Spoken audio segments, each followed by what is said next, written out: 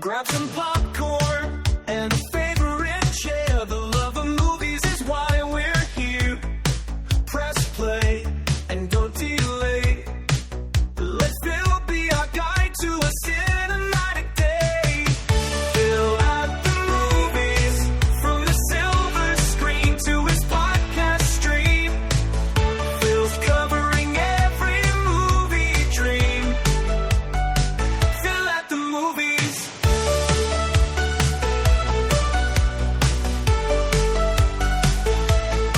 Phil at the movies.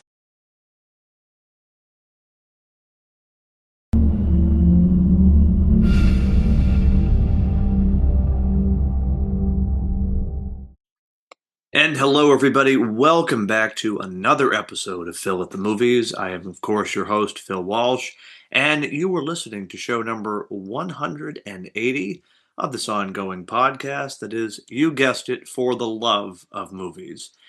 And after last week's show of Jaws 3, or Jaws 3D, as it was originally called, what better way to end the summer with talking about the first summer blockbuster? And of course, Jaws is that movie. And not only is it the seminal summer blockbuster, this year it turns 50 years old. Yes, Jaws is now 50 years old.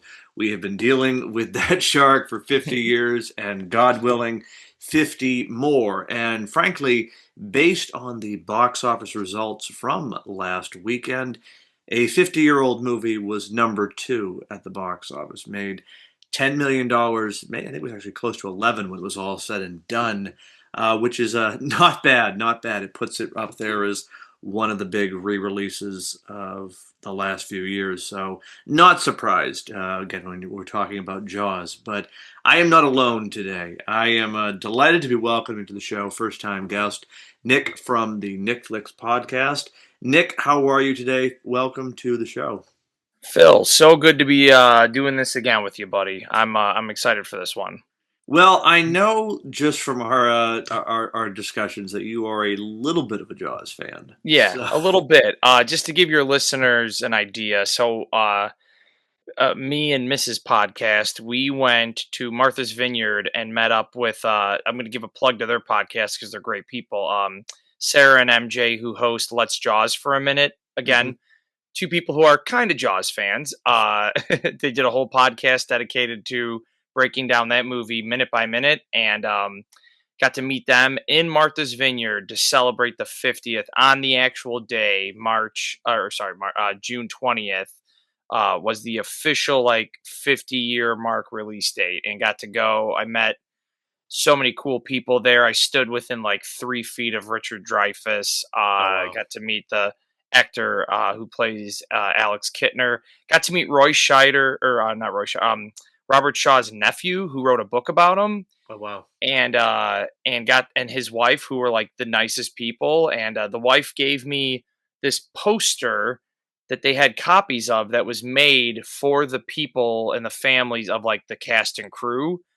And I just ran into them at this meet and greet thing. Didn't know who they were at first. And I just told her I saw this poster she was holding. I'm like, that's a really awesome poster. She goes, oh, you like it? Yeah, you could have it. And told me the backstory of it. She goes, yeah, we brought some copies down that we had. But she goes, they were giving us 40 copies. I'm like, that's awesome. I would have paid $30-$40 for this poster. So that it worked out. But yeah, it's a movie that, like you said, just talk about the box office. And I saw this. I was lucky enough. I didn't get to go this past weekend, but I did see it 2 years ago in IMAX when it first did an IMAX re-release, and it's just an incredible movie that everyone should see. I feel like there's a bucket list of movies everybody should see on the big screen. This is easily top on that list. Oh, I co-sign that across the board. I've seen Jaws, I think at this point, 6 or 7 times on the big screen at various points over the years. And it's a movie I never get sick of seeing. It was big growing up in my household. I mean, go around a family dinner or vacation, we were always quoting, some line from Jaws, or somehow managing it to, parrot it back, I mean, especially, as me and my sisters got older, drink to your leg was always a That's popular awesome. phrase. But no, I mean, I'm envious of you. You went to the 50th. I really wanted to go to that this year, but just scheduling and family commitments were just, it was not an option. But that's really awesome that you got to go to that. Yeah, it was like one of those once in a lifetime. Got a cool T-shirt that was like the original Jaws cast shirt, and it just says Jaws, and it's just an outline of the shark's Oh mouth. yeah, And but it was like the pictures of it. You see Spielberg. It's like the first piece of merchandise they made, yeah, and Martha's Vineyard, smartly enough, was like the town was like, okay, if you're going to sell these, it has to say Martha's Vineyard on there. But for the 50th, they allowed the shops to buy ones that didn't say it. So it was an actual like, hey, this was the shirt they wore, during the filming. The one of the guy who runs one of the shops that I met, and he was just the nicest man. He's in the movie as an extra as a kid during, obviously in the 70s, but his brother is the actor who played Michael, Roy Scheider's oldest son. Okay. So sadly, he did die in his 30s. He had like a massive heart attack when he was hunting. And so what's cool is his brother is like dedicated these shops kind of to him and to keep the memory alive of like, hey, this is, it's just this great, like, it's a tragic thing that happened, but like he keeps the memory of that movie. And you see what this movie meant to a lot of these locals who got to be extras in it, or, like Martha's Vineyard now since Jaws, it was known as like this hoity-toity place, and then like Jaws came out. Now it's like it's a tourist place for people to go and like, oh my god, like there's the Jaws bridge. I stepped on the rocks that Roy Scheider runs on when they're like, oh my god, the shark's in the pond, and he knows Michael's in there. Like there's these little moments that you get to experience going to it where it's like, oh my god, I couldn't imagine living here. And I'm sure for people living there, they're like, just a normal spot. But like you could tell they like a lot of these people really appreciated like that this movie 50 years later is still, as relevant now as it was in 75 when it came out. Well, as an aside, I have jumped off the Jaws Bridge a couple Oh, of times. nice. Yeah, Oh, that's yeah. awesome. I've been to Martha's Vineyard more times than I can count at this point. But it's interesting that you say that about the affinity that the island or the islanders have for the movie, because that was not something that was apparent or really evident for the first couple of years. Not that they Mm. distanced themselves from the movie, but there's definitely been I think a change for the better, probably within the last maybe 10 or 20 years, where I think they really Mhm. have embraced it as this part of the island's history and heritage, which I mean, it's just such a cool thing. Like, I mean, I would love to be able to say, like, in my town, X, Yeah. Y, and Z movie shot there. I think that's just such a cool little Well, factoid. and like I didn't grow up in the city of Chicago. I grew up on the like a suburb right on the outskirts, and then moved to like a further suburb. But I did live in the city for 10 years as well. But like they've shot so many movies in Oh, sure. Chicago, which is awesome. But this is the one movie, Yeah. that it's not like it's New York or LA or Chicago where you're like, oh yeah, they've shot thousands, maybe millions of movies there. And instead it's like this is so unique to this town. And it's like a movie that like I hope that 50 years from now on the 100th release that it still has this type of reverence, because almost everyone who worked on the movie is almost dead. Like it's that's the point we're reaching now on a movie like this, where in 10 years from now there might be no one left alive who was like a key contributor to this movie, not someone who's maybe like a kid extra, because they had a Right. lot of those. But it's it's a very bittersweet feeling, because it's like, well, especially I think about it with Spielberg all the time. The older he gets, I'm just like, that's going to be one. It's I don't like talking about it that way, but it's like it also is like you just know, you're like him, Scorsese. You're like, God, they're getting to that age where you just don't know which one of these movies is their last, Yeah. and it just gets to that like sad of like they've given us so much, so it's so great to see a movie that was such heartache for Spielberg when he made it because of how hard it was to like that documentary they did, the Jaws 50th, Yeah. and to let him actually like finally get to experience it and enjoy it, and not let it be like this burden on him of like because of just how tough it was to do. So it's great to see even him kind of come around to like, yeah, no, this is great, and it's great that like people love it the way they do. Oh no, I mean, I think it was Quentin Tarantino either a year ago or within the last 5 years said of Jaws, it is the quintessential, and I'm paraphrasing, but quintessential perfect movie. Hmm. And I think that is without question. I mean, are there detractors for this movie? I'm sure there are. I've never met anybody who Yeah. like makes it their mission in life to hate Jaws. Like, I mean, I've never come across anybody who either is like mixed on the movie or just doesn't like it. Like, even the harshest, most hardened cynic is like, yeah, this is a pretty damn good movie. Yeah. No, it's on that list of like perfect movies. Like I think of this, Back to the Future.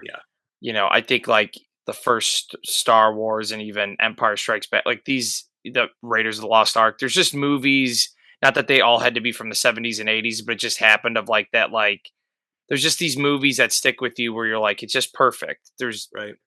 and this is one of those movies, and it's just one where I think every time I watch it, and I had for most of my life growing up, Goodfellas was always my like absolute favorite, and Hmm. Jaws was like, okay, Jaws in my top five, and then like every year I'd be like, it's probably like my top three, and then it's like, okay, it's basically tied for my first, but I do think like I was just talking to my wife about it, and I'm like, I think Jaws, I think I've like that's now my like if you told me like gun to the head you had to pick one movie and that's it, like I think I would pick Jaws. Like that's the one that I think like as I've just grown to appreciate it more and more, there's just so many things in this movie I think people don't catch until they've really sat down to like really analyze and watch it. And like there's so much beautiful nuance in this movie that doesn't get talked about except for by us sycophants. But then you'll get someone who watched it for the first time and is like, "Oh man, like I didn't remember this part." And you're like, "Yeah, it's awesome, isn't it?" Like these little moments are great, and that's what makes this movie so relevant 50 years later is I think a lot of the small stuff in the movie. Well, that's the thing. Unlike, I'll just pick on shark movies because Mm. it's relevant. Every film that has followed Jaws tries to imitate it by just, all right, we have a shark and we'll up the body count. And sure, it's like with a slasher movie, body counts and gore are part of the deal, but that's not what Jaws was about. It's not what I think makes Jaws altogether memorable. It's the character stuff. It's the dynamic between Brody, Hooper, and Quint. It's the funny moments. It's the banter with the townsfolk. Some of the lines by Larry Vaughn. I mean, just like it's so much more than a shark movie, and I think that's what all of the imitators have missed. It's not just about the shark. I mean, the shark is barely in the film. We're talking, Mhm. maybe 5 minutes of screen time at best in a 2 hour film. Like, Yeah. Like if you're actually talking about when you like actually seeing the shark, it's really about that much because they're always quick. It doesn't linger on the shark much. Yeah, it's really like you said, I think it's like there's a place in movies for like a Deep Blue Sea. That's a fun bingo. That shark movie, but you probably couldn't name really the characters in it. I just know it was LL Cool J and Sam Jackson, and you're like, it's a fun movie, and it's Yeah, perfectly fine. But like, I think why Jaws is what it is, like you said, it's the characters, it's the like moments to let things breathe. Of yeah, like, hey, if you don't care about Brody and Hooper and Quint, then the movie doesn't work. Like right. you have to have the right actors, but also you have to care about these guys. So you have to develop good characters. And it's the blessing of this movie is that they changed the way the characters are in the book. Because in the book, none of them are really likable at all. It's a lot different. I'm glad that you brought that up because this is a fun. I don't want to say it's like a gotcha with people, but I love to always cite the book Jaws and the movie Jaws because a lot of times book purists will be like, "Oh, the movie butchered the book," or "It was a hatchet job," or the book is so much better." And I'm like, well, Jaws is really the exception to that rule. And, Jaws and maybe The Wizard of Oz, if we're getting down to brass tack. But you said it exactly. The book Jaws, outside of the premise, the shark stalking this seaside community, is really, I don't want to call it a bad book because it's not like it's poorly written. I mean, it holds your interest, but if that had been the film, I don't think we'd be talking about it today. No, if it was made so there's two movies that Spielberg did that were based off bestsellers. One is easily the movie is 10 I think million times better than the book, and that's Jaws. The other one, I think both are great, and I see why he changed what he changed, and that's Jurassic Park. Because like the book Jurassic Park, I just don't think they you couldn't have done the movie the way the book was. A, it's too long, and Mhm. B, in 1992 when they're trying to put all these effects together, like you weren't confident enough that you could do what they would have to. And I think how they changed it worked for the version he's telling. And I'm okay with that because as long as it's like superhero stuff. As long as Right. it's good, it's okay if it takes from the source material and then changes to fit a movie. I would love to see a Jurassic Park based off the book in like it you'd have to spend a lot of money on it, but like if Universal was like, we will Um, throw buku bucks at like a 6-part mini series where it's right. exactly like the book, great. Otherwise, like what Spielberg did is good, but I think like what Jaws did was like I think what was great is Spielberg took the premise and then they rewrote the characters to be like, this needs more humor, they need to Mhm. be more likable, there's too many subplots that you could do in a book and it still doesn't totally work, but like the stuff with the mob, I think Yeah. if Hooper and Ellen had the affair like they do in the book, I think this movie would nowhere near, especially the Hooper character. I think no matter how good Richard Dreyfuss is, it would have been like, ugh, God, that's like just icky. Like, yeah, I don't like that. And the Let him fact that die like in the cage. exactly, and the fact that like Brody and Ellen are actually have a great marriage, I think is Yeah. great, and like they're really good together. And I just think the changes they made in like Quint, giving him the motivation of why is he the way he is, because in the book it's Mhm. just that's how he is. Yeah. There is no Indianapolis thing, and I go that just brings. I mean, it's one of the greatest monologues of all time, is that, especially the way he delivers it. Which fun little NickFlix nugget is that parts of that take he is hammered because the first night they tried to shoot it, he and Spielberg talks about it where he goes, I shouldn't have let him do it, but he asked me nicely and was like, could I have a drink before?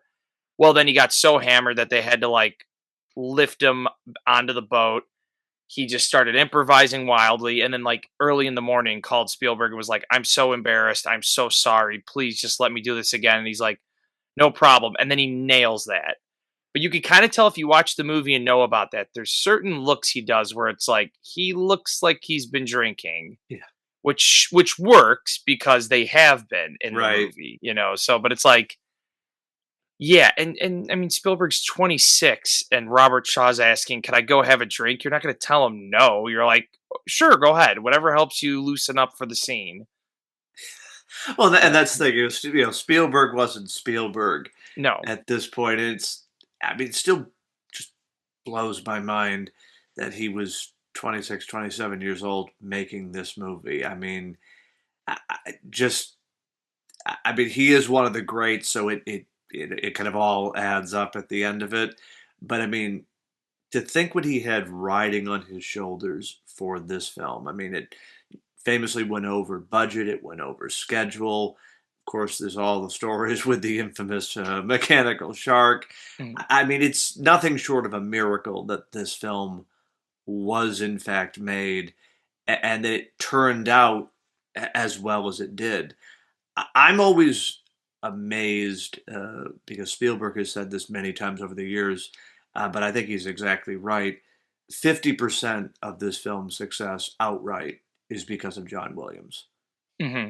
Oh yeah, the score is amazing, and it's so many different themes. There's Yeah. there's a theme when it's the moment at the dinner table with Brody and his son, which is a moment that once I got to college, one of my professors. So I went to a film school, well, a liberal arts college, and I studied film there. And one of my teachers, I think it was my sophomore or junior year, huge Jaws fan. He goes, I watch this movie like once a week. So he wanted to show us that scene though, and he goes, this is the type of scene that a lot of directors, especially young ones, wouldn't think to put in a horror thriller, man versus beast movie. And it's this great moment of like they didn't write that in the script. It was Roy Scheider was telling him like, "Hey, look, he's like, we should do something like this." And they were goofing around, and he goes, "Let's film that." And like you get this great moment that humanizes Brody, who's already up until that point you're like, okay, he's a good man who is being put in a really bad spot where if it was up to him, the beaches would be closed, but he knows he can't. And then when Alex Kittner dies and then the mom smacks him and you're just like, and when he has that moment with his son where the son's kind of like copying him and then he's like, give us a kiss. And he's like, why? And he's like, cause I need it. I can tell you as a father, I've had a lot of moments where you're just like, give me a kiss. Cause like I've had a bad day or it's been a rough few hours. You just need that like comfort from your child. And then what's great is as soon as Matt Hooper rings the doorbell, he's just like, get out of here. Like it's such a good, it is one of my favorite moments, though that scene. Oh, I'll just tell you this right now. So actually my favorite line in that movie is at the end of that scene when he's like, let's go cut the shark open. And Ellen's like, can you do that? And he goes, I could do anything. I'm the chief of police. The way he delivers that line as he takes this big gulp of wine, which is in a regular glass, which is always hilarious, is just one of those like, that's my favorite line because it's the way the way Scheider delivers it is just so flawless. He really is the heart and backbone of this movie.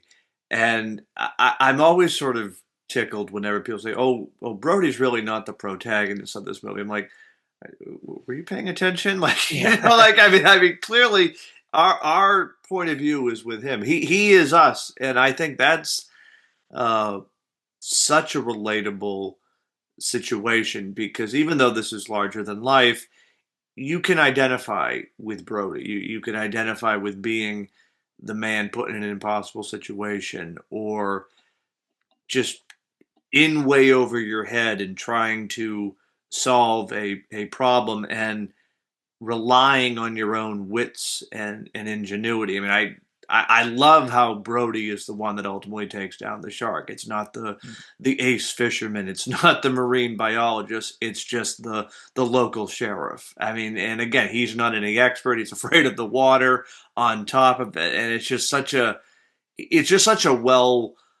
well-rounded character. And again, I think you have to give it to Roy Scheider. He just brought such life and energy to that character that particularly, I mean, this is getting ahead of it, but like once you go beyond Jaws 2, you really feel his absence. He is such an important part to this film and of course the second one that when he's not there, you really notice it.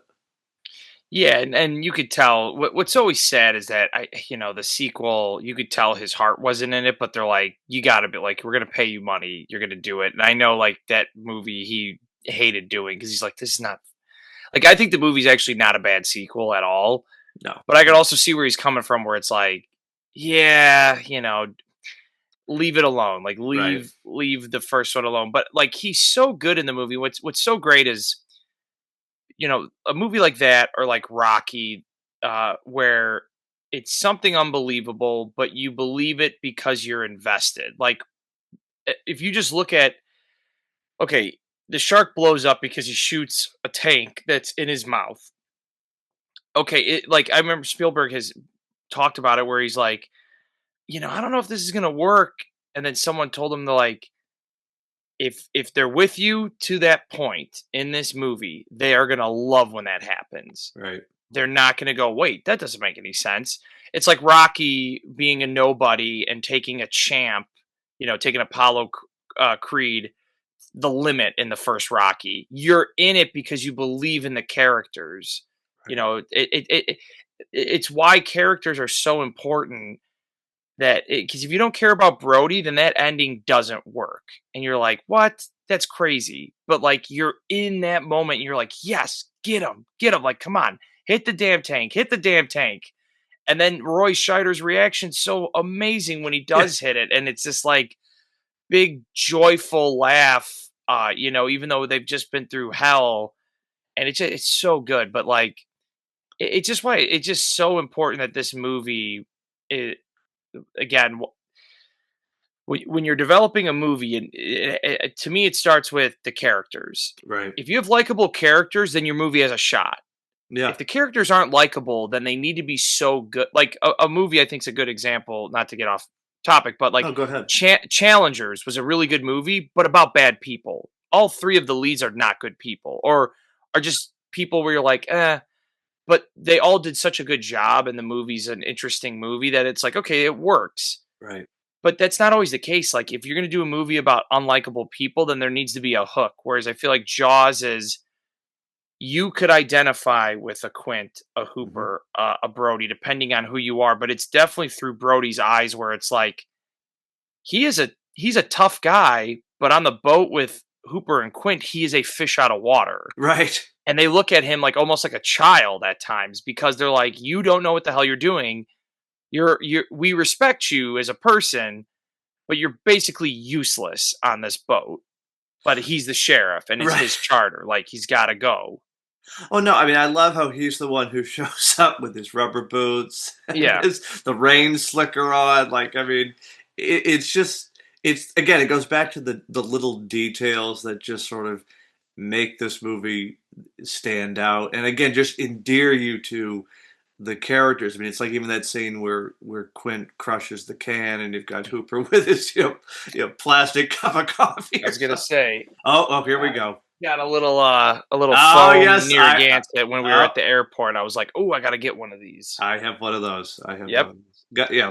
I've got more Jaws memorabilia than I probably should be allowed to have at this point. Yeah, my office has turned into like Guardians, Jaws, Jurassic Park, Indiana Jones. I'm like, yeah, it's a pretty good nerd hang on a lot of Marvel, and Star Wars. That's not bad. Not bad at all. Nick, I have to ask, when was the first time you saw Jaws? What was your Jaws story? So I was probably 6 or 7, and I watched it with my grandfather. Good age. Yeah. Where I wasn't afraid of it in the sense of like, oh my God, watching it. I loved it as a kid. It made me afraid of water though, and it also.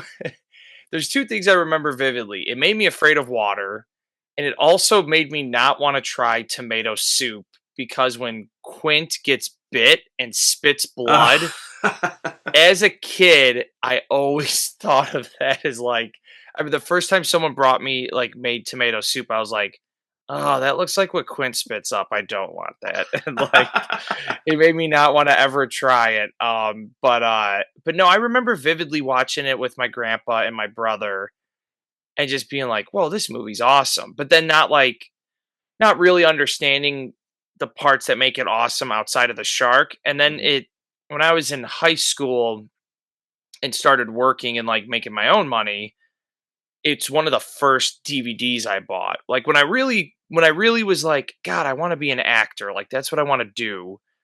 I went and bought, it was Jaws, Jurassic Park, Goodfellas, School of Rock, and National Treasure were like the first 5 DVDs where I was like, I bought those with my own money. It wasn't a gift. It was like, I bought these. and I just would watch the special features all the Mm. time. So like seeing it as a kid, it stuck with me. It's one of my best friend's favorite movies too. So like growing up, we love that movie. But like as a teenager was when I really started to be like, wow, okay, this is not just a great monster movie. Like this is a great movie. And then watching, I mean, like I've watched so many hours of interviews and behind the scenes, and it almost becomes like an obsession for like a cinephile where it's like I want to know how the sausage is made. I am not one of those people who's like, don't show me how a movie's made. It'll ruin the I'm like, no, it like makes the magic better for me, to be quite honest. I like knowing because this was something I wanted to do with my life. Like that's what I wanted to be. And this was one of those movies where like it made me a bigger fan of Spielberg. It made me want to seek out like other Roy Scheider movies and Robert Shaw movies. And I mean, what's sad about Robert Shaw is like he died like, 2 years after I this. So know. like he was only 52 when he died. So it's like who knows what more he would have done Oh, sure. after this. So yeah, it's one of those where it's like a movie for me when I first watched it that just stuck with me all those years. And then every year I've just grown to appreciate it more and more, where now it's like I watch it all the time, even if it's just like I'm gonna throw it on to go to bed. And then I'll end up like still watching it. I'm like, okay, I gotta go to sleep. And I'll be like, okay, let me just see one part, then I'll go to sleep. I can relate to that. Yeah. No, Jaws is one of those films where I feel like I could never get enough of it, particularly the behind the scenes stuff. I mean, I've read Carl Gottlieb's The Jaws log and all of the behind the scenes books. I mean, I've seen probably every documentary at this point at least 10 times. I mean, just because like, it's one of those films where it's film history. Like this is a monumental film, but just the strain and the pressure they were under to make this film and all of the ingenuity. I mean, I love that it was sort of on the fly that they came up with the idea of when those two guys are out, with the holiday roast and Hmm. the shark isn't working, so they use the dock as as a substitute for the shark, and that's just fascinating and terrifying at the same time because it adds a whole other level to the movie. But it's just sort of interesting how they were able to, okay, the shark isn't working. How are we going to solve this problem? Oh, for sure. And have you watched the John Williams documentary on Disney Plus? It's just called Yes. John Williams. Yeah. Yeah. So when he talks about when he's explaining to Spielberg, like, this is a pirate movie Yeah. when they're on the sea. And it's like, yeah, it works.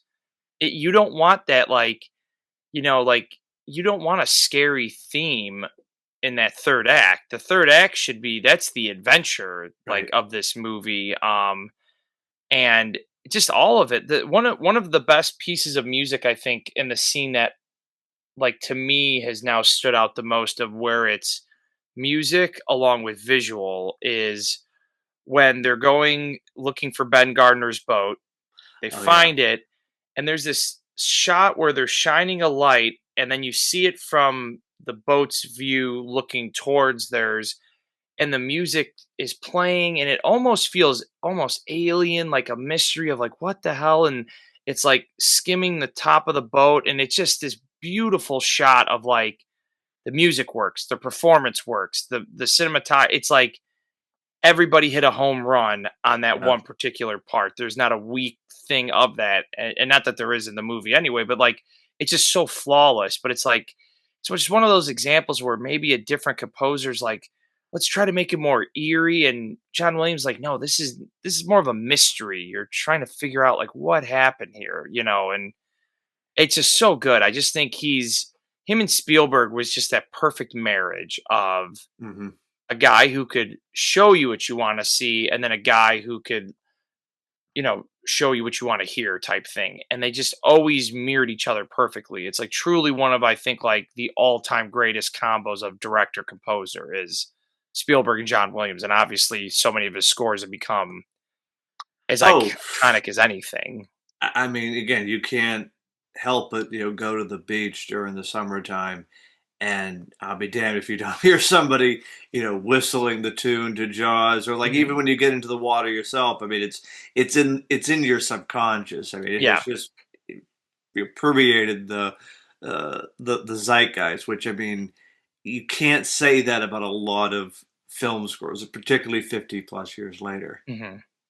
Oh, Yeah, for sure. Yeah, no, I think it's one where it's just the fact that like John Williams has done like that Star Wars, Raiders, Close Jurassic Encounters Park. of the Third, Yeah, yeah, Jurassic Park, like all these scores that it's just like, man, it's like it'd be like watching like a rookie quarterback take the worst team in the league and win a Super Bowl his rookie year. Like it's just one of those things where you're like, how did that happen? How did somebody know that these notes make this sound so good? And then a director go, here's how this needs to look. Here's how this movie needs to, and it's just like, it's why even a bad movie, you should still give credit to like you made a movie. right, It's so hard to do, even when it's done poorly.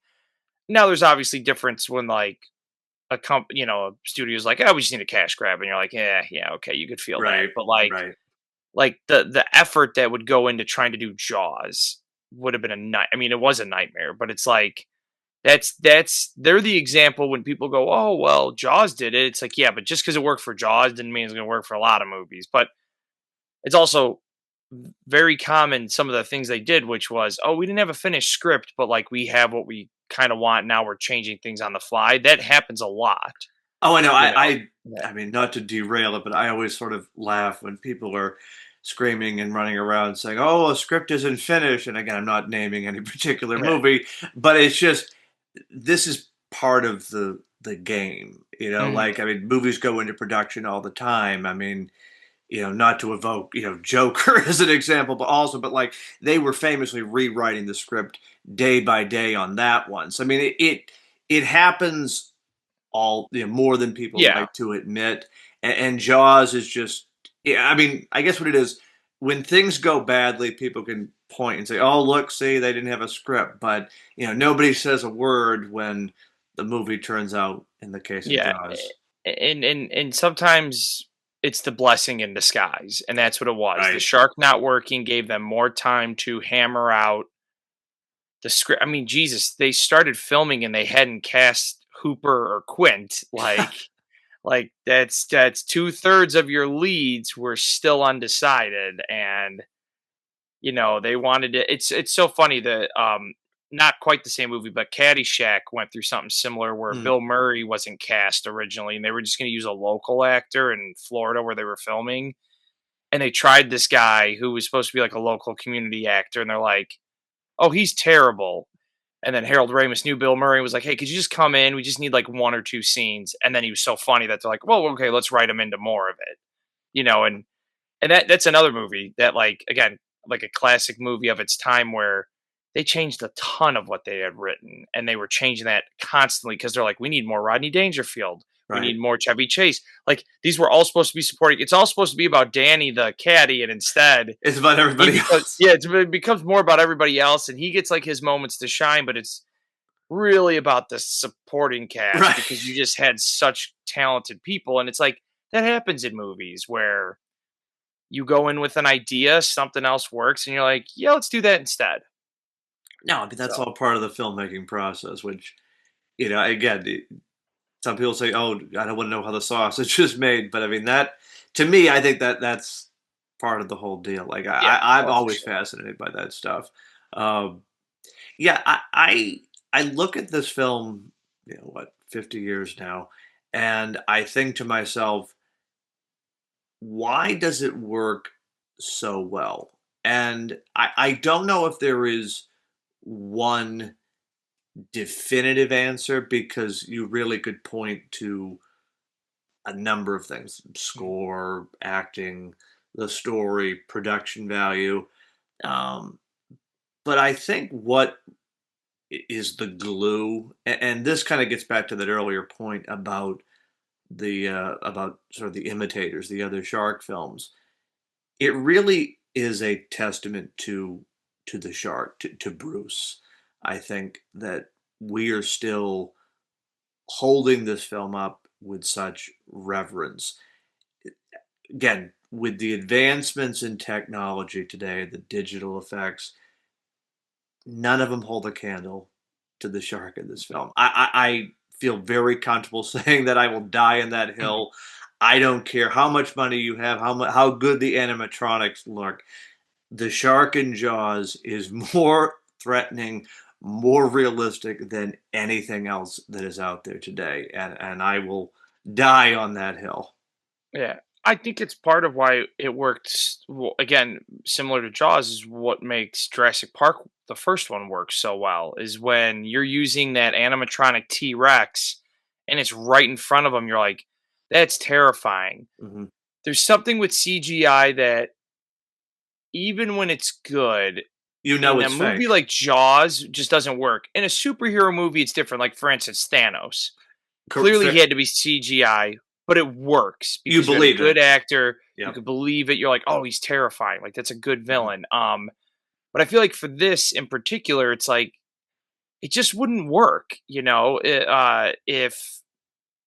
If it was a CGI shark or like a claymation, and I think it's as much as people love claymation, and I'm a fan of it, but like I'm glad they didn't do it in Jurassic Park. Like that was going to be originally what they were going to do instead of the CGI. They were going to do it all claymation, Right. and I think like a movie like Terminator did the same thing where they used it, and it ages that part poorly. I think when he's Right. walking in the hall, and you're like, oh, it looks You then can very tell. campy, and you could tell, and like it went from a scary thought of like because Schwarzenegger's this big guy and he's supposed to be this big robot to like, okay, that part, you kind of are like, yeah, all right.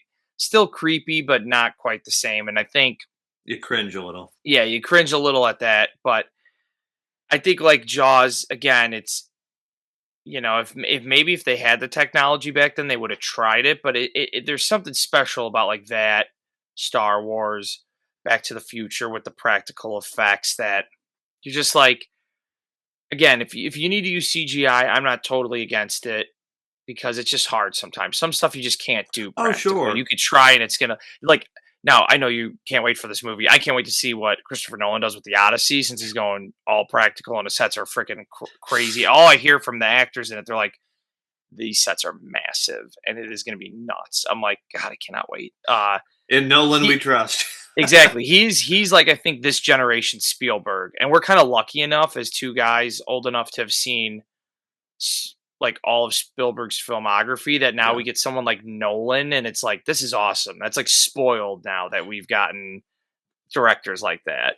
Oh, no, I mean, they don't come around that often. No, no. But yeah, I think you're right though. I think there's something about the shark. I just think it's a movie that is also I think other movies the imitators struggle with comedy. I think this movie has a lot of good jokes in it, but it's not hit you over the head and try to be a fun.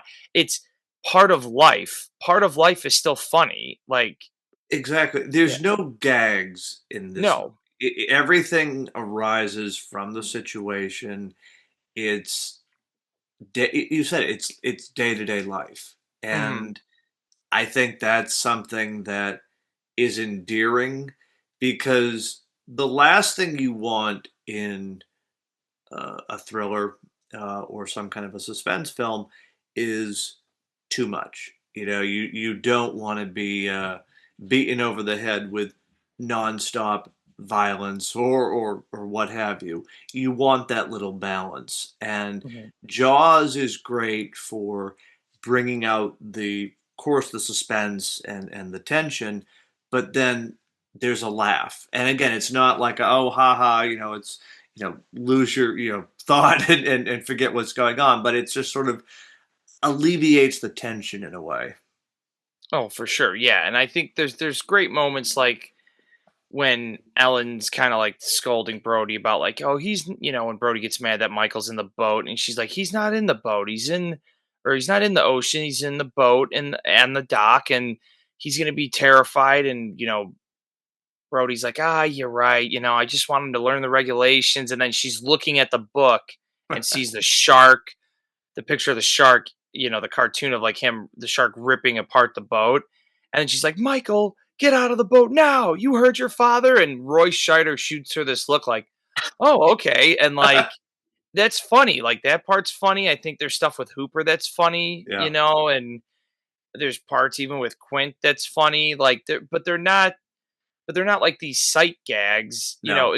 and there are parts like a really great joke is when he's doing the knot, and then he goes, "Hey, I got it," and then Yeah. the line takes off, and you're like, "Oh, great," and they build all the tension of Quint noticing the line that it's been Yeah. bobbing, and he's like strapping himself in, and Brody's doing the eel swims out of the hole, goes back in the cave, back out, and then he's just like, "Hey, I got it," and then boom, it takes off, and it's like that's great. There's Yeah. just I think I know like Carl Gottlieb when he wrote it, he had said like Spielberg said, "Hey, we need to make this. There needs to be more humor in this. There's not enough Right. humor in it." I think that was important. I think again, Goodfellas, one of my other all-time favorite movies, is a funny movie, and these are Right. not good people, but like Yeah. there are jokes in that movie that work and land, and you need that. I think Scorsese, a lot of his movies are like that, where there's funny parts in The Departed in this or in Goodfellas. Obviously, Wolf of Wall Street's like way more of like a dark comedy because of the subject matter. But like, Right. I think Spielberg does a good job in movies. There's parts in Saving Private Ryan where just they're having conversations that are funny, and again, it like humanizes these characters. No, and again, that goes a long way with us as an audience, where we can then be invested in their journey. Like again, if we don't care about the characters, like you said, the rest of it is for nothing. I always ask this question, and I'd love to get people's responses because there is a lot of opinion when it comes to Jaws. Is this a horror movie or not? I think you could qualify it as a horror movie, but it's more than that. To me, Jaws is it could fit a lot of buckets. It's Right. not just one. So like one of my other favorite two of my favorite, like I guess one of them is a straight horror movie, and then one of them I think you could count as similar to Jaws. It's kind of like multi-genre. All from the 70s is Alien and the first Halloween. Hmm. Like the first Halloween's a straight horror movie. I feel like Right. Alien, that's like a sci-fi horror Yeah. because Yep. you're in space. These are just regular people, and I think Jaws, while it is a horror movie, I just think it's so much more. And again, it's why a movie also like Alien works. Is I just think it's just made different. This isn't like the first Jason movie. Like the first Friday the 13th is a is like almost like a B movie. Like it's poorly shot. Right. It's just a slasher movie of like you don't give a crap about anybody in it. You're just these are body counts that you're just like or meat puppets where you're like, yep, just kill them. That's what they're there for. Jaws is like this is like just real people getting attacked by a shark. Right. And I think it is like I said you could qualify it as a horror movie. But I think it's an adventure, it's a drama, like it's just everything. I feel like you could classify it in so many ways. But yes, it should be in the horror category for sure. But I think it's more than just and there's great horror. So I'm not trying to knock horror because I think there's like Sinners to me is Oh yeah. Yep. part of like would be considered elevated horror, and I think that movie could win an Oscar this year. I think that movie's great. I think I'm excited to see Weapons. I hear that movie, like I know it's your favorite of the year, and it's like that's one that again, it's more of a horror thriller kind of You can't. suspense ish. There's it's multiple. I feel like the horror genre is so multi layered that Right. Right. there's good horror, and then there's just movies like the Terrifier movies where it's like that's like the blood porn movies where you're like, okay, they're the horror porn where you're like, those are just meant to watch people get murdered viciously. Right. This I is mean, not a movie meant for that. no, no. Jaws is definitely not horror porn, to No, say the no, least. no. No, I like that take because it really is a film that transcends the genres in a lot of ways. I think that's why it reaches so many different Mhm. groups of people because it's not there's a little bit of something for everybody. And, again, if you're going to have a film that has mass appeal, yeah, there's got to be a little bit of something for everybody. You've got adventure, you've got thriller, you've got the horror elements, you've got a quasi pirate movie. I mean, there's Mhm. really a little bit of each particular genre and subgenre sewn into this movie. Oh, for sure. Well, and I think a movie like you'd look at like the Terminator. That's kind of a horror movie, really. Yeah. Like that's the first one. The second one's way more of an action, but like there's some scenes are Oh yeah. scary in Terminator. I mean, the first Sarah Connor where he goes to visit her and just blows her to pieces, and you're like, oh man, that's brutal. Like he is a brutal killing machine, and it's like that's what a horror movie is. That's someone is a killing machine, you know. Right. And I just think that, like I said, the genre has gone through so many changes of like Hitchcock horror, and Yeah. then in the 70s you started to get more into the slasher, and then especially in the 80s, and then I feel like now we're in this kind of golden age of like, oh man, some of the elevated horror, which sometimes people sound like, oh, you're sounding almost sounding like pretentious doing that, but it's like, no, it's great. Like it just gives you different, and then like comedies, dramas, there shouldn't be just, oh, it fits in one bucket. You should be Right. like, well, Naked Gun, hilarious. Spoof movie comedies are in a different bucket than like a Wedding Crashers or Right. a 40 Right. Year Old Virgin. Right. Those are different types of comedies, but you need them. And I feel like horror is the same as you could have something like this, but I don't know many horror movies where you actually care about the characters to this extent, Right. especially early on in the genre, especially in the 70s when you were getting, you know, you care about Laurie Strode in Halloween, but it's not like her friends are like characters that you really get to know more than what you do in the movie. Right. But it works because Michael Myers is such a good villain, and Yeah. it's so well shot, and the music again, simple score. Jaws and Halloween, basically 2 notes, Yeah. and it scares the shit out of everyone, So it's yeah, I think it's just one of those where I've always considered it where I'm like, if you want to put it in the horror category, totally fine. If you want to put it in the adventure, I just go Jaws is like its own genre. There's just not many movies like it that could fit in that many buckets. Yeah, and you made a good point. It is in the tradition of a B movie, but Mhm. it is so elevated. Like you could imagine if Jaws had been made 20 years earlier, it would have been something cheesy and tacky and over the top and probably something we would never, think about or you'd find it on some like mystery science theater or Yeah. something. Whereas here they took those elements that we would associate with a monster movie and instead, okay, kept them, but raised the bar. And again, I think that's where the characterization comes in. You had in quality cinematography, top notch direction. Like this wasn't just uh, a let's get it done and put it in the can, so to speak. Yeah, well, and I think Jaws 2 is kind of what Jaws would have been under a different director and a different cast. Like Yeah, that's more of a traditional horror movie. There's the body count, right. there's Nameless more victims. nameless victims and stuff. I think that's what Jaws does a good job of avoiding. So yeah, but no, I just think man, you just had a lot of right at the right time. You had Yeah. like the right cast, even though the stories of like Robert Shaw and Richard Dreyfuss, Oh, legendary. yeah, are like legendary. Of like, especially but it's also like a guy like Robert Shaw was one of those actors who's like, if, and Dreyfuss was one where Dreyfuss maybe had too big an ego at the time, even though I know he said like, I thought I was a terrible actor going into Jaws, so like I need this job. And Robert Shaw was just that like old school, like young kids today type thing, just like his character is. So Right.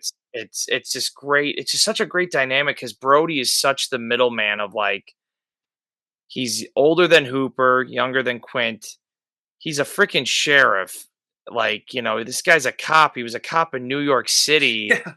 And he's just like yeah, put me on the streets with these guys, and I'm the one who people would follow. But like, and I got to go on the boat with them, and they're two guys who are similar because they're both so stubborn.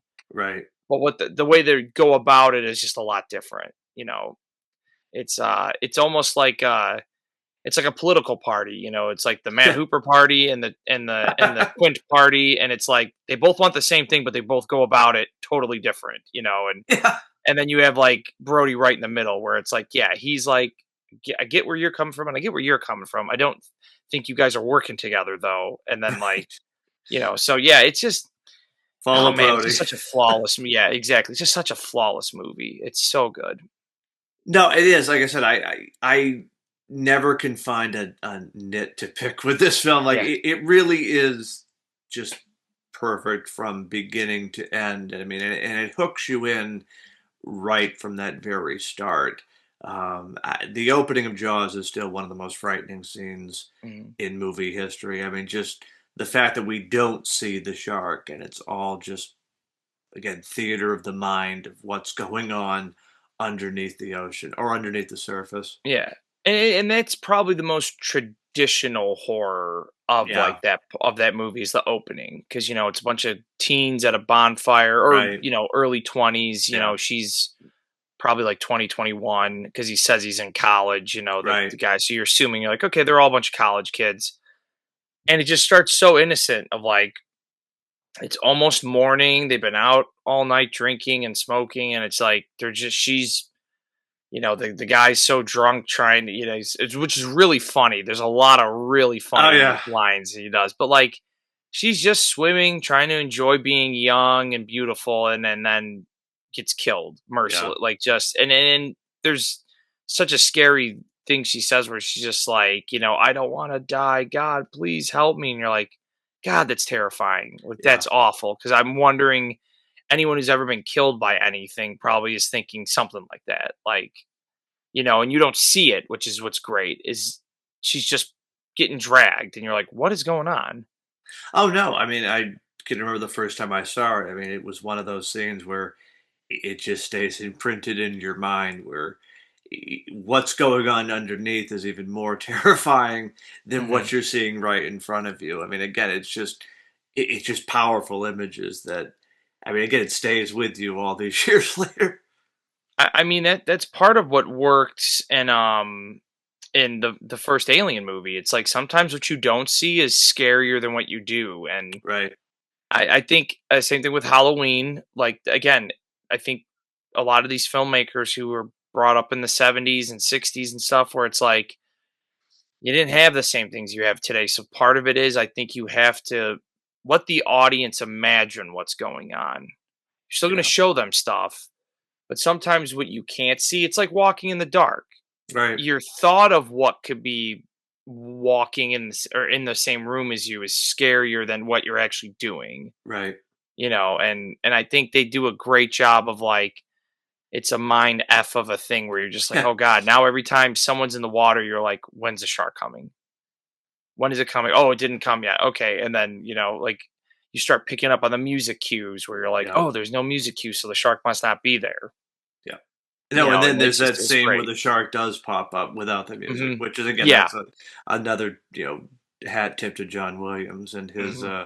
his brilliance. I mean, it's a movie where I have to imagine we're going to be talking about it, 50 plus years from now. I mean, it's a movie I think that's going to be in the same pantheon of classic films. I mean, you think of Casablanca, Citizen Kane, Lawrence of Arabia. I mean, these towering giants of cinema that Yeah. just stands the test of time.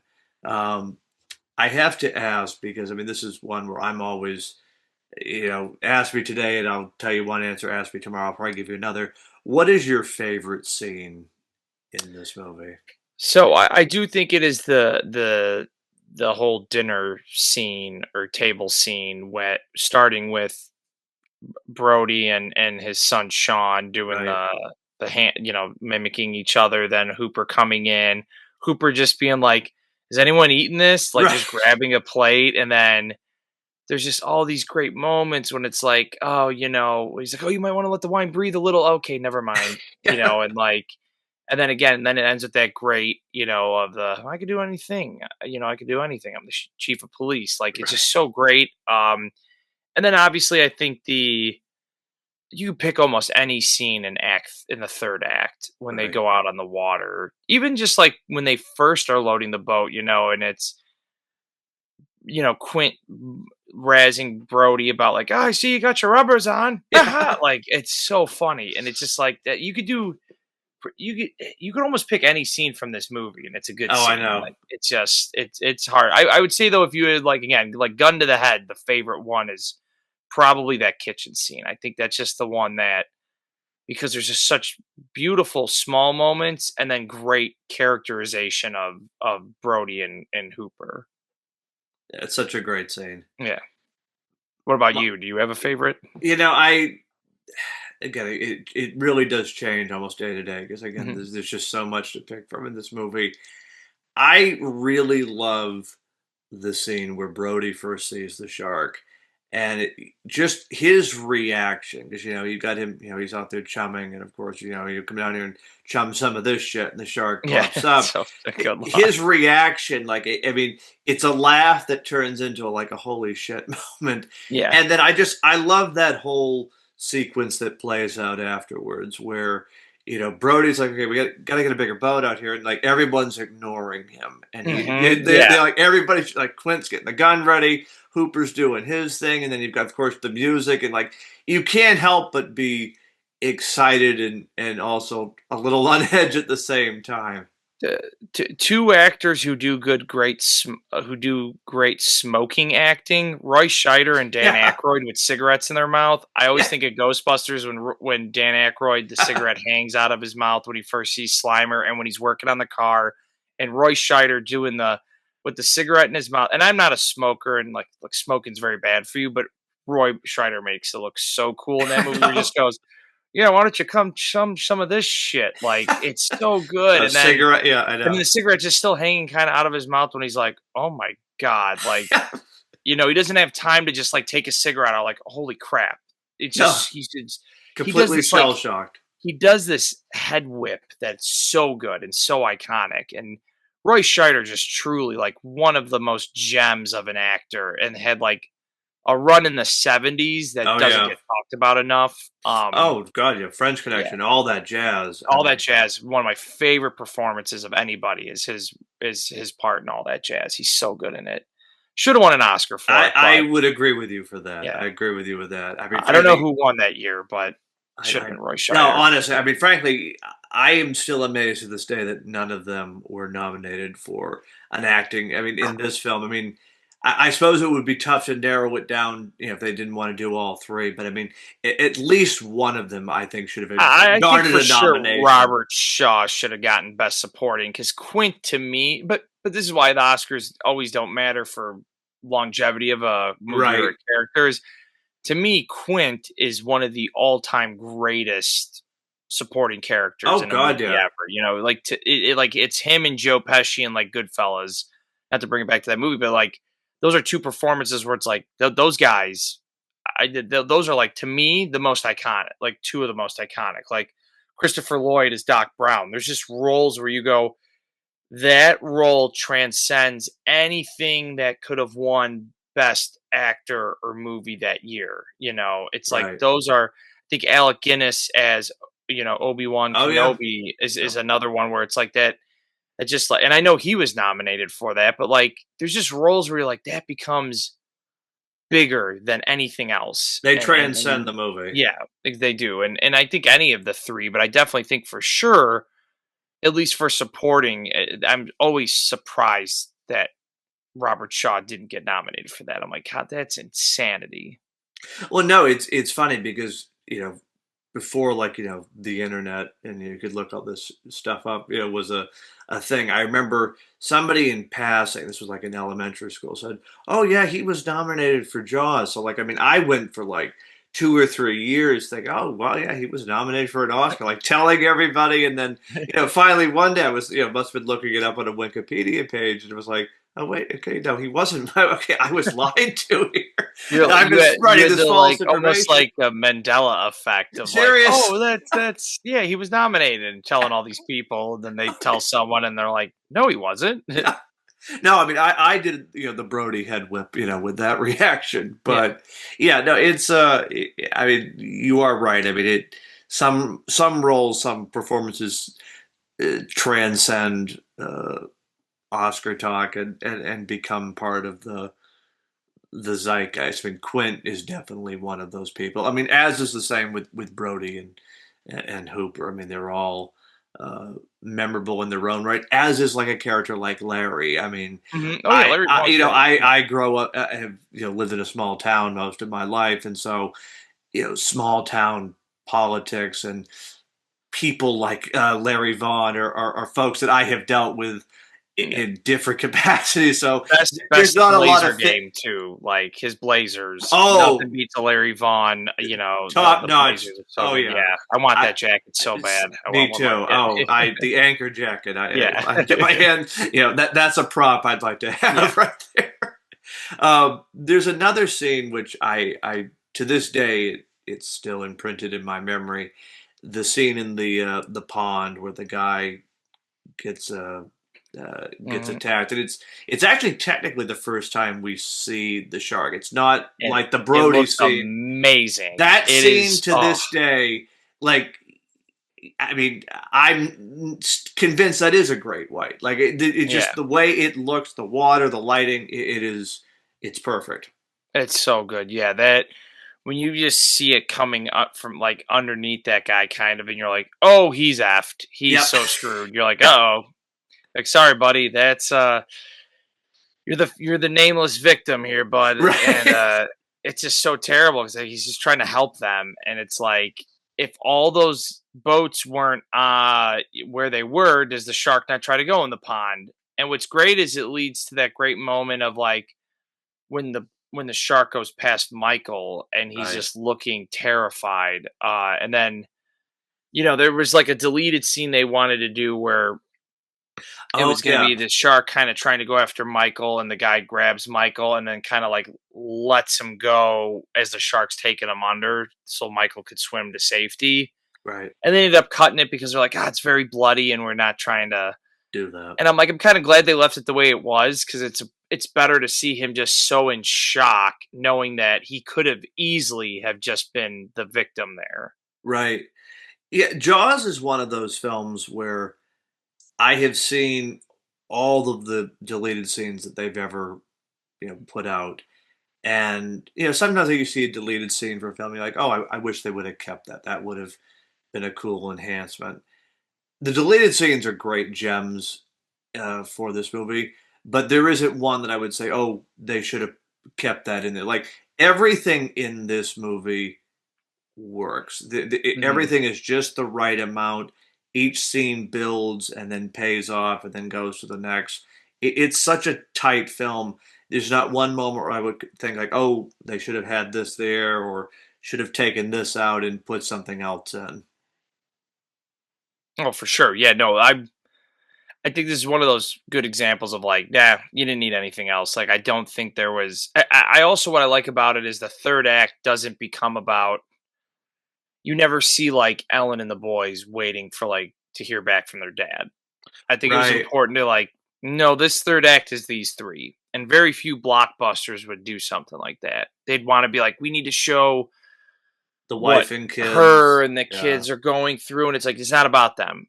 right, And that's okay because it's about Brody and about Hooper and Quint on the boat killing the shark. It's not about what anyone else thinks back on the island. They don't cut back to Larry Vaughn.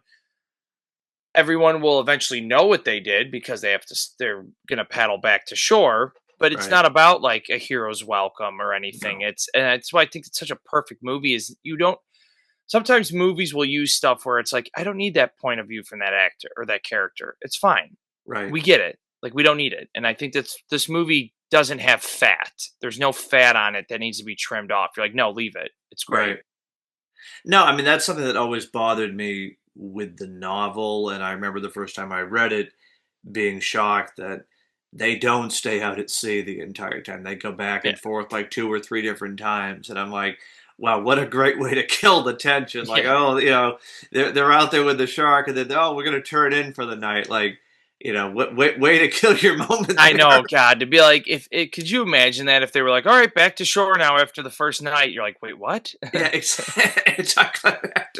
No, that was the best decision, I think. I mean, among many, but that one really Yeah. stands out just to streamline it into them being on the boat the entire time. Again, it's a perfect way for tension.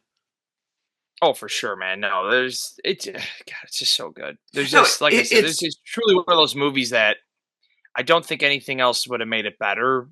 And no, like, it's a no if notes movie, anything, yeah, exactly. It's a no. If anything, the note is like you could have made it even longer. I don't right? know, but but like that's there. It's truly like it is a masterpiece and like a master class of filmmaking. That Right, again, the fact that Spielberg did this at 26 is crazy. mind Just blowing, absolutely. mind I don't know blowing. how the hell he did this. No, I mean once in a generation filmmaker. Yeah. No, he truly is. What does Jaws mean to you on this anniversary? I know you're a big fan of this Yeah. film. I mean, if you could put it into words, a phrase.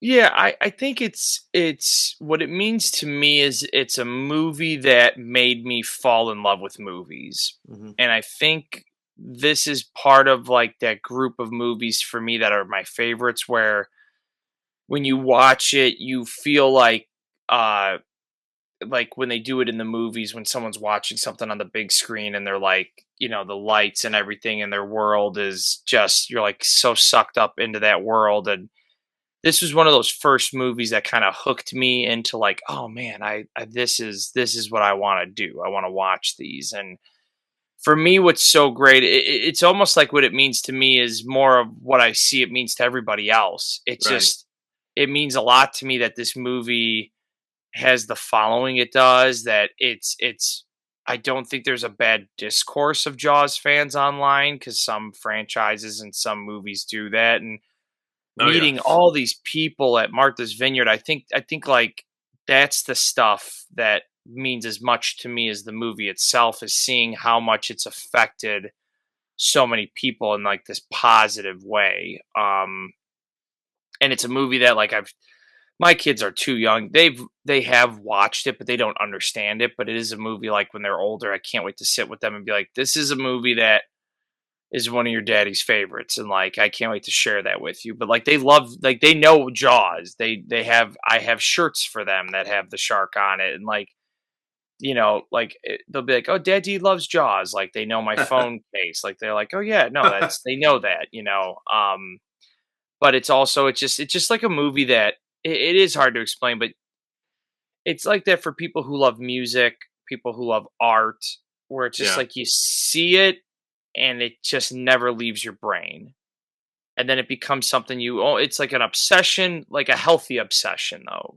And it's to me, it's just something where I think it's one of the few, you know, movies that I don't care what part it's at, when I would want like if I want to watch it, I'll watch it. Even if it's Right. just to listen to while I'm doing other things. And then it's like, okay, it's one I can never get sick of. And I truly just can't wait to like share it with, like I said, share it with my boys and just watch it keep growing with generations. Cause I mean, Jesus, this movie's 50 years old and there's probably teenagers now watching it who love Right. it. And then like, and I'm sure there's some who do and don't because it's just a different time. It's not a movie that's about the action. Right. But it just, to me, what's the most endearing thing is to see how much other people have been affected by this movie in a positive way. Well said. Yeah. Certainly, you can see its legacy 50 years later in the way movies are made, the way movies are marketed. I mean, as I said at the beginning, this is the first summer blockbuster, Mhm. and it started it all. I mean, Star Wars kicked it off, tenfold 3 or 2 years later, but Jaws is the one that really began this summer tentpole movie, Mhm. which we're still seeing and experiencing today. It's a movie that I think we will continue to talk about because number one, we all have some experience with the water, whether we live near the beach or not. That's a relatable interaction. Again, whether it's going into a pool, Mhm. going in the water, like you can't help but have a conversation about Jaws Right. around the water. And so I think that's going to be part of the discussion and conversation for years to come.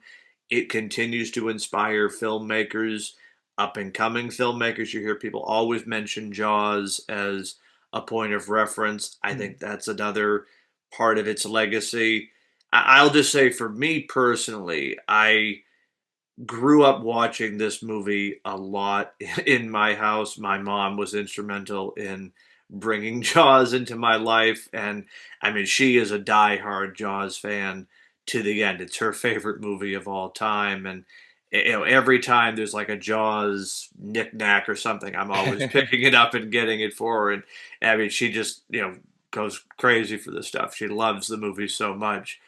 So it's very personal for me, just from the whole family Gonna connection. say your Mama Walsh. She's got good taste, man. That's a No, good she does. yeah. She raised me right when it Yeah. comes to movies. And the other thing, it's a line at the end of the movie where after they've killed the shark and they're starting to swim home, and Brody says, it's like, I think it's the penultimate line, I used to hate the water. And it's a great character moment because he's overcome his fear of water.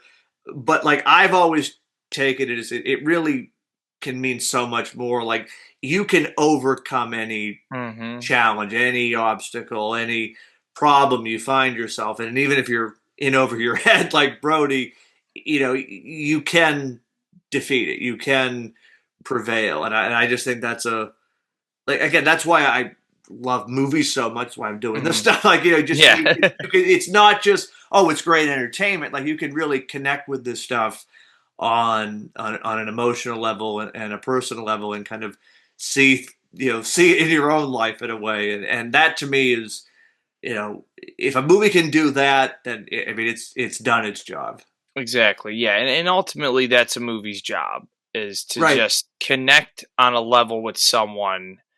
And the best thing a movie could do is bring people together. And like I look, Jaws, I've made now, including you, a handful of new friends that I've met through social media because of a movie like this. Yeah. And that's important. I know I had saw a thing where they were like, social media friends aren't real friends. I'm like, that's crap. That's Yeah. because it basically you're if you become friends with someone on social media, it's like you have a long distance friend where you're like, hey, like the fact that I got to meet Sarah and MJ was awesome. Yeah. Sarah lives in England, MJ's up on the West Coast, and it was like, man, if we ever get to meet, this is so cool. And and I became friends with them because of Jaws, like they're Right. because of their Jaws podcast, and it's like I cherish those. That's important. It's fun to have people because not all my friends like movies the way I do. And it doesn't mean that they're still not my friends. It's like, it's just nice to have a community where you're like, I know if I wanted to text you and was like, hey, Phil, did you check out this movie?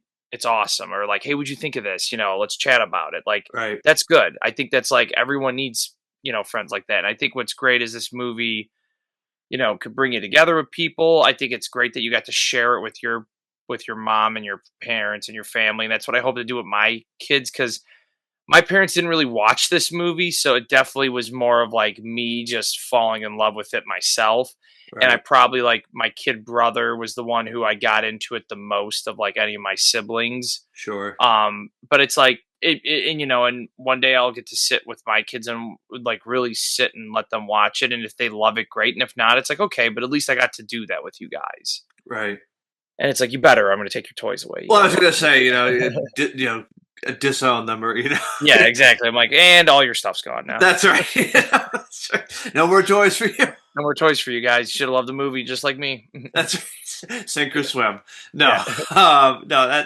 That's really well said, Dick, and I think that's a perfect place to end this because you said it so eloquently right there. So I tip my hat to you, Nick. Thank you. This was this was just what I wanted for this discussion because I mean, yeah, you could do a scene by scene analysis, but to me, Jaws like it just sort of ignites this kind of a Oh yeah, passionate discussion where it can just take on so many different it's levels and why. layers. Yeah, it's why I always tip my hat to Sarah and MJ. How I'm like their discipline of staying minute by minute because I go, God, was that hard? Because you just want to talk about the movie and but yeah, this is one that when you were like, "Hey, we're going to talk about Jaws," I'm like, "Dude, we could talk 17 hours of Jaws." So I'm like, I'm like, you don't even have to prep me with any questions. Right. I'm like, you could ask me on the spot. I got you, man. So yeah. This Oh was a no, lot of seriously. fun, I mean, we could have done